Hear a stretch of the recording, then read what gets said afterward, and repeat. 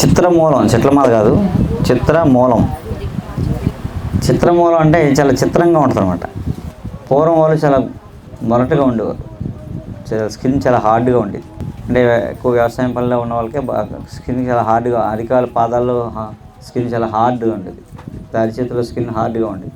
ఆడవాళ్ళు ఎక్కువ పనులు తోమడం చేయడం వల్ల వాళ్ళకు కూడా కొంచెం స్కిన్ హార్డ్గా ఉండేది. వాళ్ళు చేసుకునేవారు. ఎలా తెలుసా అండి, మోకాలు నొప్పి వస్తుంది అనుకోండి, మోకాలు నొప్పి వస్తే ఈ వేలు నూరి, వేళ్ళు చక్కగా నూరి ఇంత ముద్ద అరికాళ్ళు పెట్టేవారు, గోరింటాకు పెట్టినట్టు పెడితే మోకాలు నొప్పి తగ్గిపోయేది. కానీ కింద తొక్క ఊడిపోయేది, కింద తొక్క ఊడిపోయేది, పొక్కిపోద్ది అన్నమాట. కానీ ఆ పెట్టడం వల్ల మోకాలు నొప్పి తగ్గిపోయేది.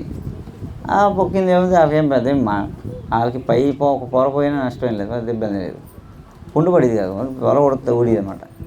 అదే తర్వాత మానిపోయేది వాళ్ళకి. ఇంకా మోకాలకి ఇంకేం మందు వేసుకునేవారు కాదు. చిత్రమూలం అంటే ఏదో మూలన ఎడితే చిత్రంగా తగ్గిపోద్ది అనమాట.